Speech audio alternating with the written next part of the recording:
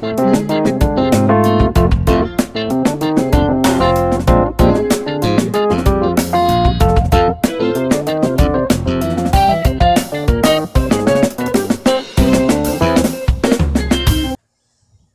family and friends. Today we're going to be doing a lot of updates, and I'm going to go to some areas that we've been, look at some plants, see how they're dealing with the heat, and also we're going to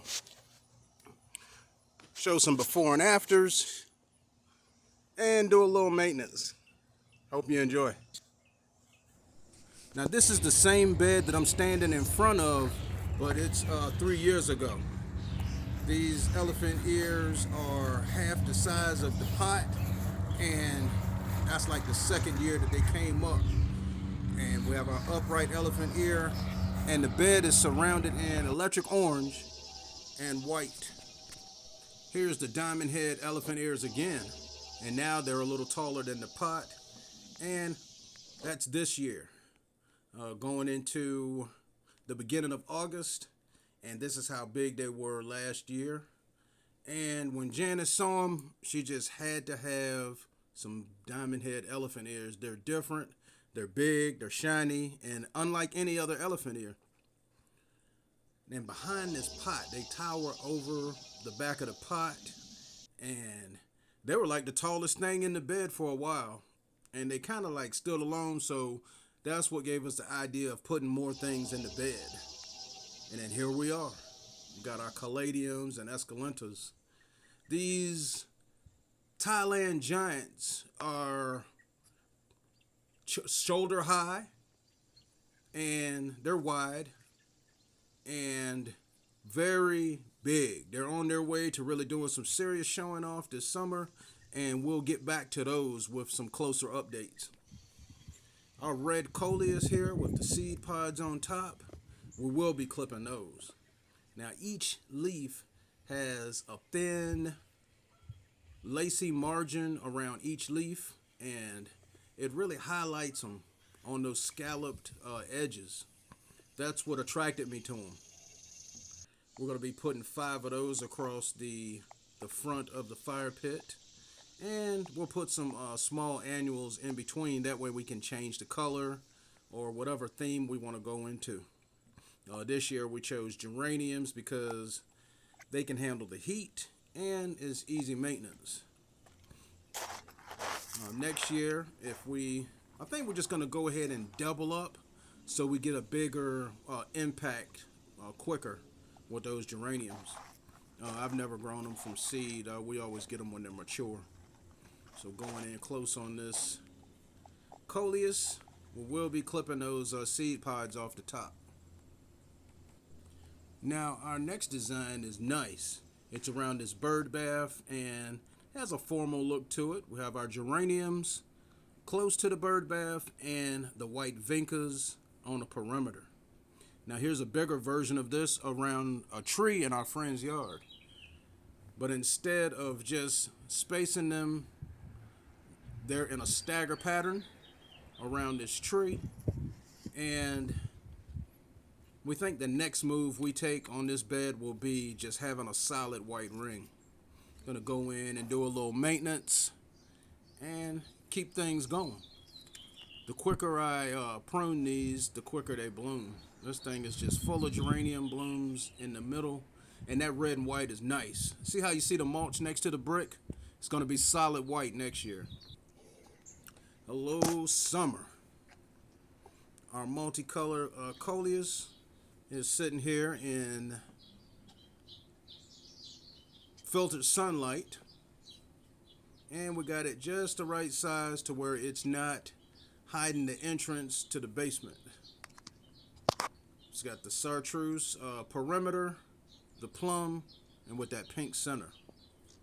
Very eye-catching Coleus, and this one kind of grows pretty fast. Now look down in here. It's a Carmen begonia down in there. Yeah, and it's doing well because the impatiens are keeping it shaded, and that's a nice shade plant. That Carmen begonia looks like this, and it was hidden, down in those impatiens. Now look at this Coleus. The pink in that center with that dark plum and the chartreuse. I mean, that is a really eye-catching combination, and it's kind of uniformed, but each leaf is different. And in the wintertime, well, the fall going into the winter, we go with our Coleus, our kale with the lacy ruffled edges.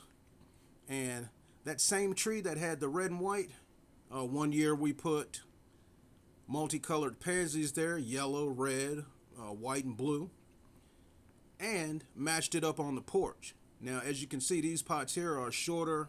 They were short and squatty. But later on, she decided that she wanted something a little taller so that we could get the effects of the creeping Jenny trailing down the side. Have our creeping Jenny in this one and the geraniums. Mosquitoes cannot stand geraniums. Our petunias, they're in this standalone pot because they will be filling that pot very soon. We have our Coleus here, geraniums. And you can see that there's several flowers ready to open. And as time went on, the petunias got bigger. Look how they're sticking out of that pot. Once they get heavy enough, they'll trail straight down just like the creeping Jenny. Only takes a little bit of just pulling off a few flowers here and there. And on windy days, you don't have to worry about pruning the petunias at all. Now later on, these same petunias that are sticking out, they will start to trail downward like this. This right here is a good example of how they look when they're mature. The Coleus pot arrangement. We have multicolored Coleus, the tricolor Coleus, here with the splashy leaves surrounded by calibrachoas. And of course, trailing down the front, some creeping Jenny. We spaced these out, and in no time, this multicolored Coleus just completely filled the pot with the calibrachoas, and within a month's time, you couldn't see any mulch in this pot. And the color, that pink just goes really nice with the tricolor, because the pink that's on that leaf is really close to that color. So we just kept it watered, and boom, before you know it, like in a month and a half, we had these giant tricolor leaves with the seed pods. So we clipped the seed pods off of the top so that the plant will focus on more the vibrant colors more than making seed. Clip those off, and look at that color. The creeping Jenny is touching the concrete, and Janice usually comes through and trims that to keep it from touching the concrete, and it looks neater. You can see that the Coleus has taken over the pot along with the calibrachoas. They have completely filled this pot and really showing off. So this pot has all of the effects. It has height on it, it has fluff, and it has plants trailing over the side. But then all of a sudden, it just ate the calibrachoa. It was gone. Yeah, that multicolored Coleus was really huge. I don't know if the calibrachoa just burnt up or did the plant just smother it or what. I looked under there and didn't see anything.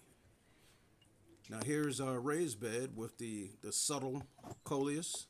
We'll be clipping the tops off of these as well to get the performance that we want out of that Coleus.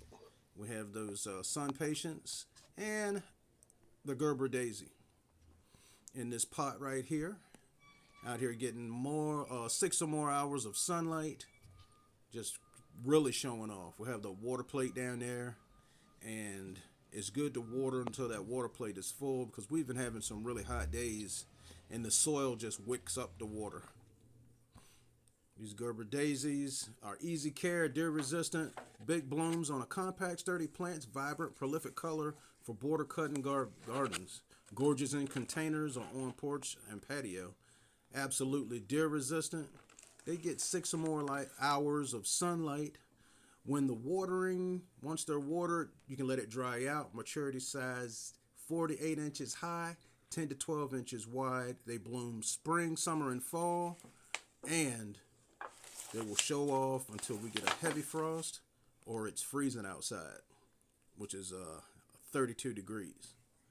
So they have a really good bloom season. You get plenty of time to enjoy them. And if they don't come back in your area, sometimes they will, the seeds will take, and then you end up having Gerber daisies come up. I haven't seen it where we live, but we do get vincas that come back. Well, actually, they're not coming back. What happens is they drop seed, and then the seeds grow. The Gerber daisies come in red, pink, salmon, white, yellow, and orange. Here's the Carmen begonia. Kind of looks like a rose, and the leaves are very, very glossy. It's a beautiful begonia, and it grows well in the shade and part shade. We have in this pot here with the impatiens, and they seem to be doing good. It started off the begonia was taller than the impatiens. We have the white, the pink, the purple, salmon, and with a little fertilizer, they took over. the impatiens got taller than the begonia, but it's still living in there, and it's fine because they have shaded it out, and we'll just see what happens. But without a doubt, the impatiens grew a lot faster than the Carmen begonia. Here's another one beside our walkway, which leads to the faucet in front of the house. We have our 2 Coleus plants here and a flare caladium. And this is how the design started off. We just spaced out a few plants. And I said, you know what? I just want to have a nice cluster of color here. We saw these plants, and they were shade plants. And this is one of the few spots that we can put, that we can grow things in the shade, because for the most part, most of our yard is sun. We get well over 6 or more hours of sunlight. And in the front we have trees, so that's the filtered sunlight. So our flare caladiums, begonias, look at those shiny leaves. The leaves are glossy, and the flowers look like miniature roses. So this can be seen from the porch, and as you come out the front door and look to the side, you see those plants. This is the update. We put some Christmas caladiums behind it, and you have your very eye-catching plants on the end, a subtle plant between the Coleus and the glossy begonia. Absolutely beautiful. And the white caladiums, they break up those reds and pinks. And it looks really nice up under this bush because it's getting the shade that it needs. And I haven't seen not one crispy leaf under here. So we're going to keep these watered. And another reason that it's good and that they're doing so good is because it's right outside the front door. And we can really keep our eye on it. So going back to the red Coleus, we were thinking of putting 5 of these across the front of the fire pit. And our geraniums out here need some fertilizer and water. And we're going to make sure that we use some liquid soluble fertilizer and first water it real good so that the water doesn't dilute the fertilizer. So out here on the fire pit, we have our hydrangea on the side there, which is one of the hydrangeas that can take sun. Our big red Coleus, the dipladenias, creeping Jenny, and this is going to be fantastic when we get those Coleus all the way across the front. Really looking forward to it. This is the size that Coleus started off as, and even putting 2 of those together, it was still smaller than half the size of this.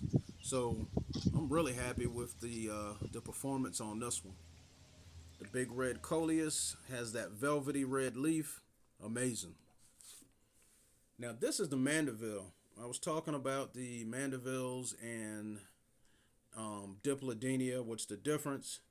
This is the Mandeville, and it has more of a viney habit. Now, if you wanted this one to go upward, it does really good on a trellis, but for the main natural habit of this plant is to just trail or either spread. And the Mandeville and the Dipladenia is the one that has the vertical habit. This one comes in red, white, and salmon. Different shades of pink. And now we are filling in some areas on this pot in front of the house because we had some flowers in here that got flooded out. The drainage in the pot was stopped and it filled up with water. So after pulling those plants out, we're going to replace them with these pink petunias. Now see that petal in there? We have a wrinkled looking petal and one that's still growing. So pay close attention when you're pulling these things off. See the one on the left? That's the one that's still growing. And as you look at these, you can see the purple part of these petunias looks a little wilted. So those are the ones that you pull off. We have our white petunias here and the creeping Jenny looking graceful. So I just went and got 6 petunias, and they're in the deep containers. So they have those diving roots to sustain those hot temperatures that we've been having. And this year petunias have been doing good. So what I'm going to do is take this and put it in the other pot so that we can even out some of this white. It's kind of risky business, so if it doesn't make it, we'll be okay. We'll just go with pink across these pots. And I just didn't want to leave it in there because then it would have been one-sided, you know. With me, everything doesn't have to be symmetrical, but I like balance. Yeah, Janice likes balance too, so we went ahead and popped those out, and we're putting these in just to see if they look good where they're sitting, and I like what we're seeing. So we're just going to run through and do a little maintenance, pluck off these spent petals, and you can see the ones that aren't spent because they look like pencils or something. I don't know how to describe that, but you can look at them and see that they are closed tightly and there's nothing wilty looking about them. If it looks wilty looking, pull it off. Now, in these, the soil is low enough to where we can just pop them right out of the container and put them in place. We'll space them out and put them in an attractive position so that we get some nice elegance on these pots. You know, we just went with 2 colors, you know, keeping it simple. It's going to be beautiful. Water twice a week, more often when they're Which dry. end? Average to mature size is 10 to 15 inches high, 10 to 12 inches wide. And if you're spacing them in a drift in a bed, you can space them 10 to 12 inches apart, and they will show off all the way down to freezing temperatures. Petunias. We will be using these next year in different parts. And if we're going to use something else, I will make sure that we plant a few petunias. We got to get a few planted because they did good this year, and I'm looking forward to seeing what they'll do in the future. Look at these puppy loves. They look kind of like the flash caladiums or the flare caladiums, but their perimeter detail is a lot more detailed in the veins, and it's just very intricate. And the flare caladium is just a solid red. Well, this one has, you can see all the veins in this one. Beautiful. So we're just going to drop some soil down between these petunias, and they will be getting watered shortly after they are in place. We kind of waited till the evening so we'd have some shade out here, and we do not advise planting when it's super hot outside, because for the most part all of our planting is done. We just had this little incident that we had to take care of because this is like right in front of the door, and we wanted it to look nice. So we'll be able to plant these and keep our eyes on them, make sure that they're okay, and continue to fill in the soil around them. And I think we're going to be okay.